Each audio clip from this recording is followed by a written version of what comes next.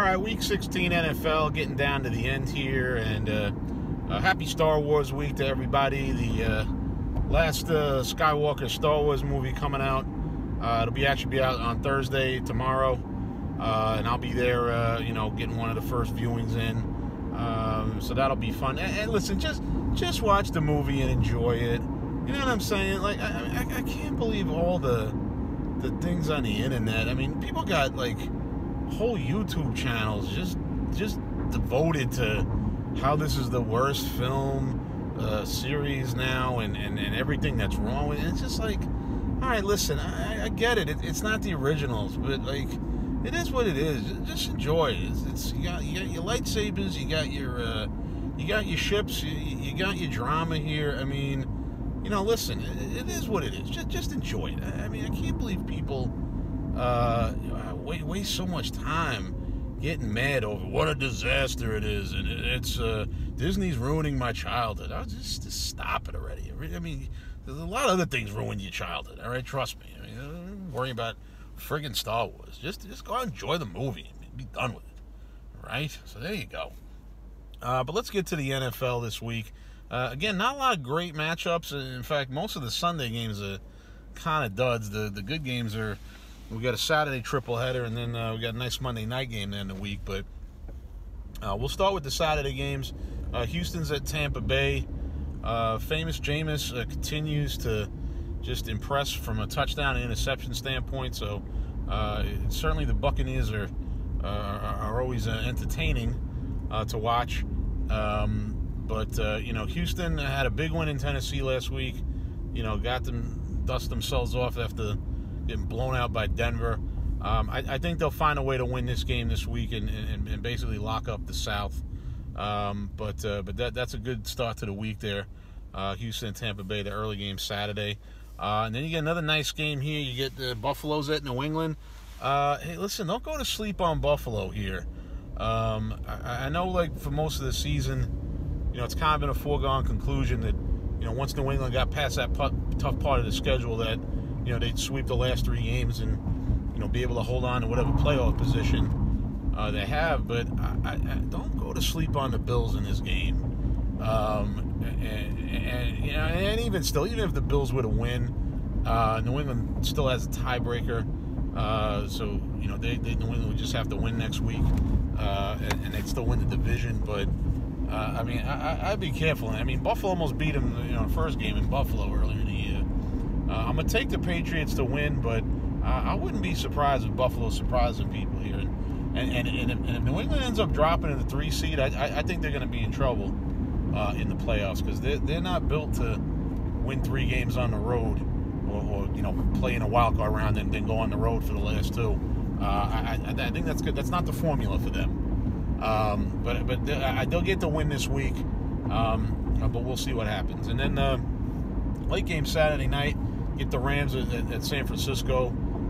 Rams really did some damage to themselves losing to the Cowboys. Basically clinched a playoff spot for almost everybody else in the NFC when they lost last week. 49ers coming off a ridiculous loss to the Falcons. Ridiculous in the sense that not only did they lose to the Falcons, but they the way that game ended, I mean, the Falcons basically scored 2 touchdowns in the last 4 seconds.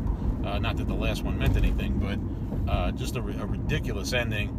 And again, it hurts the 49ers' chance of getting that 1 seed and gets them closer and closer to heading to either Dallas or Philadelphia in round 1. But I think the Niners will win this game, put the Rams out of their misery.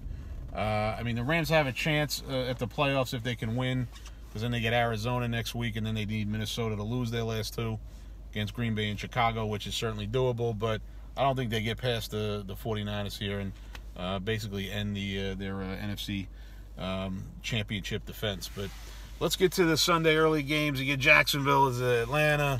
Atlanta just started off bad, and now they're hard to figure out, because like they look good one week, then they go back to looking like trash, and then then they get a nice win over the 49ers last week. I'll take them to win this week just because they're at home and it's a meaningless game. But hopefully you get some big numbers for people in their fantasy championship games. But nobody really cares about this game otherwise. Baltimore's at Cleveland. Cleveland was the last team to beat Baltimore way back in week 4, I think it was. But this season has basically derailed at this point. Baltimore will find a way to win this game, and I mean Cleveland's not beating Baltimore twice in the same season. Not with the way the Raven teams are playing. They're steamrolling to the AFC #1 seed and the clear Super Bowl favorite heading into the playoffs.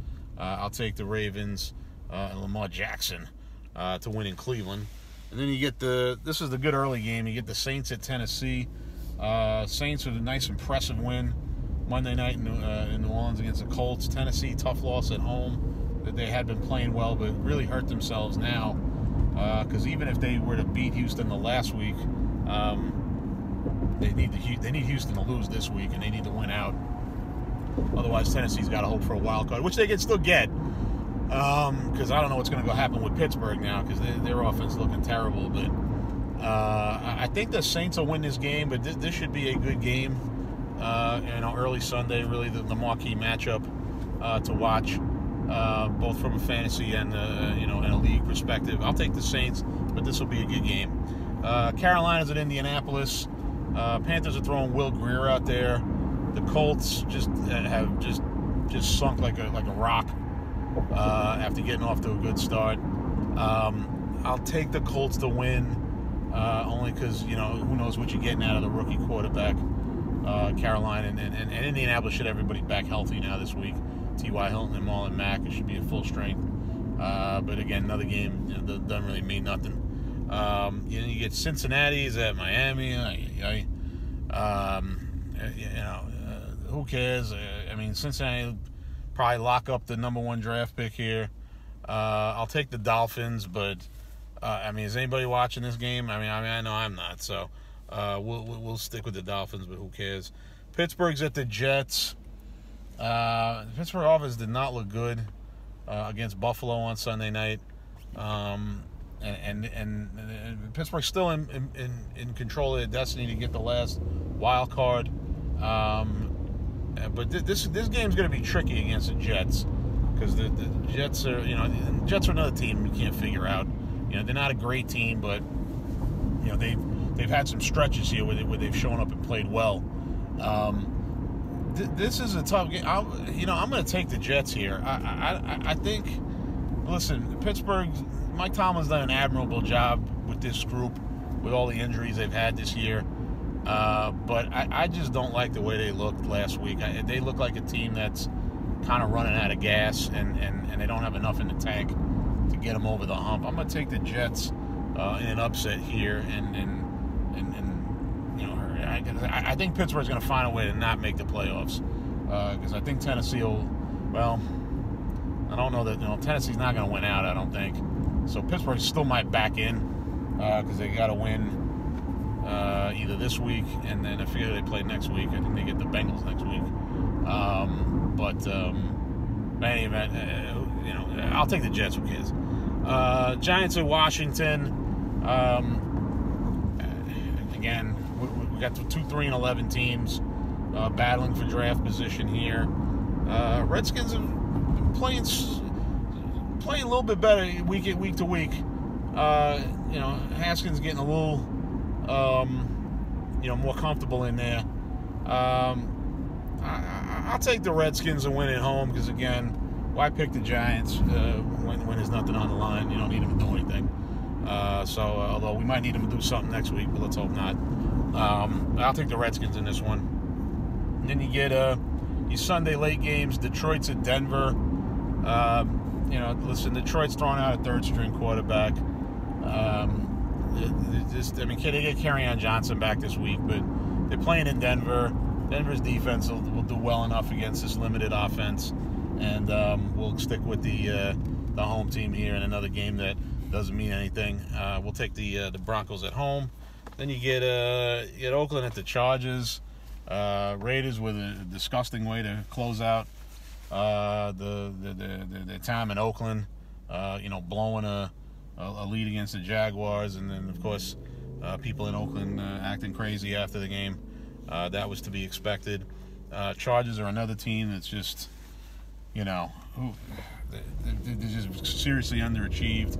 with some of the talent that they have at skill positions. I'll take the Chargers to win this game because, I mean, Philip Rivers has got to have a good game at some point. Although, you know, he's starting to fade here at the end of his career.